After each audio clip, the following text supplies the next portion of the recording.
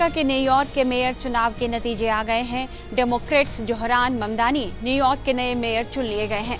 उन्होंने पूर्व governor Andrew Cuomo और रिपब्लिकन कर्टिस स्लीवा को पटखनी दी है।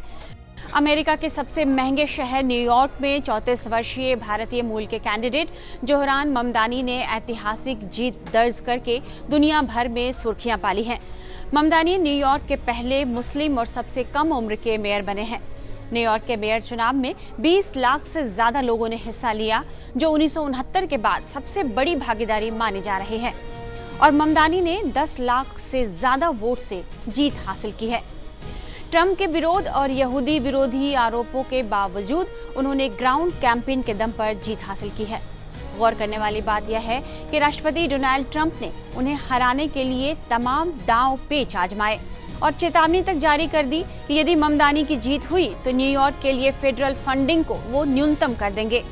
डोनाल्ड ट्रंप ने न्यूयॉर्क शहर के मेयर चुनाव में डेमोक्रेट उम्मीदवार जोहरान ममदानी को निशाना बनाते हुए यह चेतावनी दी थी कि अगर वे जीत गए तो यह शहर पूर्ण आर्थिक और सामाजिक आपदा का शिकार हो जाएगा। ट्रंप ने ममदानी को कम्युनिस्ट करार देते हुए पूर्व गवर्नर एंड्रयू कुओमो को आधिकारिक तौर पर समर्थन दिया था। ऐसे में ममदानी की जीत कैसे ट्रंप के लिए एक बड़ा झटका बन गई है और उनकी जीत के क्या मायने हैं, ये भी हम आपको बताएंगे। लेकिन उससे पहले ममदानी के बारे में कुछ और जानकारियां हम आपको दे देते हैं। ममदानी भारतीय मूल के युवा नेता हैं जो न्यूयॉर्क स्टेट असेंबली के सदस्य भी हैं। जोहरान युगांडा के लेखक महमूद ममदानी और भारतीय फिल्म निर्माता मीरा नायर के बेटे हैं। मीरा नायर को आप सब जानते होंगे। वे मशहूर फिल्म निर्माता हैं जिन्होंने मानसून वेडिंग, द नेमसेक और मिसिसिपी मसाला जैसी अंतर्राष्ट्रीय फिल्मों का निर्देशन किया है। ममदानी डेमोक्रेटिक सोशलिस्ट हैं और प्रोग्रेसिव वोटर्स, युवा, अफ्रीकी अमेरिकी और लैटिन समुदाय के मजबूत समर्थन में हैं। 7 साल की उम्र में जोहरान अपने परिवार के साथ न्यूयॉर्क आ गए थे।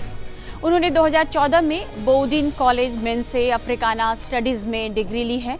इसके बाद उन्होंने क्वींस में रहकर वहां के लोगों के लिए सामाजिक काम किए और यहीं से राजनीति में उतरने की उन्होंने ठान ली।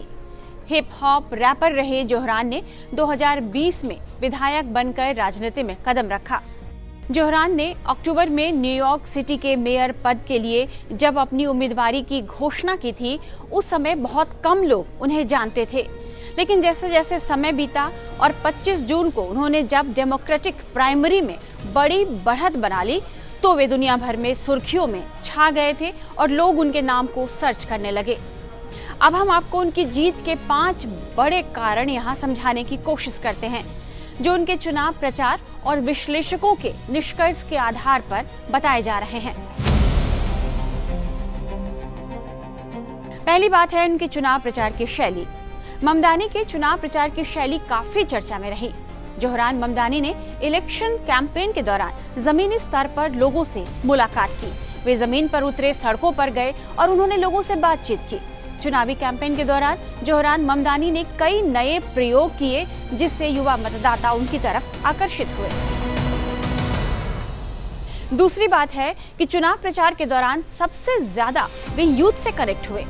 ममदानी ने सोशल मीडिया पर लगातार अपनी पहुंच बनाए रखी और यूथ के साथ जोरदार कनेक्ट किया। वे युवाओं में खूब लोकप्रिय हुए। उनकी मुस्लिम पहचान और समाजवादी विचारधारा ने न्यूयॉर्क के युवा और इमिग्रेंट वोटर्स को काफी आकर्षित किया, जो पारंपरिक नेताओं से ऊब चुके थे। ममदानी ने किराया स्थिर करने की बात की, मुफ्त सार्वजनिक परिवहन और सरकारी किराना स्टोर खोलने जैसी नीतियां पेश की। ऐसे वादे किए जो शहर में आर्थिक स्थिरता लाने की तरफ संकेत दे रहे थे। उनकी सामाजिक न्याय, सस्ती जिंदगी, मुफ्त सेवाओं के वादों ने उनकी लोकप्रियता बढ़ा दी। दरअसल उन्होंने चुनाव प्रचार में न सिर्फ शहर की बढ़ती लागत को मुद्दा बनाया, आप सब जानते हैं कि न्यूयॉर्क कितना महंगा शहर है, बल्कि उन्होंने गरीब तबकों के लिए आवास की योजनाएं देने का भी वादा किया। उन्होंने महंगाई के खिलाफ आवाज उठाई और न्यूयॉर्क जैसे शहर जहां रहना बेहद महंगा पड़ता है, जब इसे किफायती बनाने और सुलभ बनाने की बात की, इस पर जोर दिया, तो इस मुद्दे ने वोटर्स को उनके साथ जोड़ दिया। विश्लेषकों का मानना है कि मतदाताओं को लगा कि उनकी नीतियां और उनके वादे पूंजीवादी प्रणाली के खिलाफ एक विकल्प पेश कर रही है। जिससे बड़े पैमाने पर न्यूयॉर्क का मध्य वर्ग उनके साथ आता गया। चौथी बात है कि भ्रष्टाचार और विवादों से मतदाता ऊब गए थे। ममदानी के खिलाफ चुनाव लड़ने वाले क्यूमो के खिलाफ यौन उत्पीड़न के आरोप रहे हैं। 2021 में उन्हें यौन उत्पीड़न के आरोपों के बाद न्यूयॉर्क के गवर्नर पद से इस्तीफा देना पड़ा था। हालांकि उन्होंने इन आरोपों से इनकार किया। इसके बाद न्याय विभाग की एक जांच भी उनके खिलाफ चल रही है। दूसरी तरफ न्यूयॉर्क के मौजूदा महापौर एरिक एडम्स के भ्रष्टाचार के कारण मतदाताओं ने नई उम्मीद और ईमानदार नेतृत्व की तरफ रुख किया, जो उन्हें ममदानी में दिखाई दिया। शहर के मौजूदा महापौर एरिक एडम्स सितंबर में इस पद के दौर से बाहर हो गए थे, क्योंकि उनके कार्यकाल के दौरान कई प्रशासनिक अनियमितताएं सामने आई थी। भ्रष्टाचारी नेताओं को लेकर ममदानी ने अपने एक बयान में कहा था कि कम अनुभव भ्रष्ट आचरण से ज्यादा बेहतर है। लिहाजा उनकी बातों ने मतदाताओं पर असर कर दिया। टैरिफ और इमिग्रेंट्स पॉलिसी। अमेरिकी राष्ट्रपति डोनाल्ड ट्रंप जब से राष्ट्रपति दोबारा बने हैं, राष्ट्रपति बनते ही दुनिया भर में उन्होंने टैरिफ वॉर शुरू कर दिया। उन्होंने भारत और ब्राजील जैसे देशों पर भारी भरकम 50% टैरिफ थोप दिया है। टैरिफ और इमिग्रेंट्स पॉलिसी ऐसे बड़े मुद्दे हैं जिससे माना जा रहा है कि अमेरिका के लोगों में उनके खिलाफ नाराजगी है।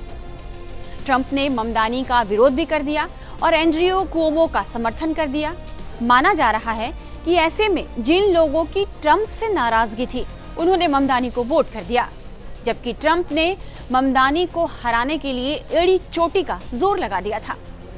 अब न्यूयॉर्क शहर का पहला मुस्लिम मेयर बनकर ममदानी ने इतिहास तो रचा ही है, साथ ही ममदानी की यह जीत देश भर के प्रगतिशील गुटों को नई ऊर्जा भी दे सकती है।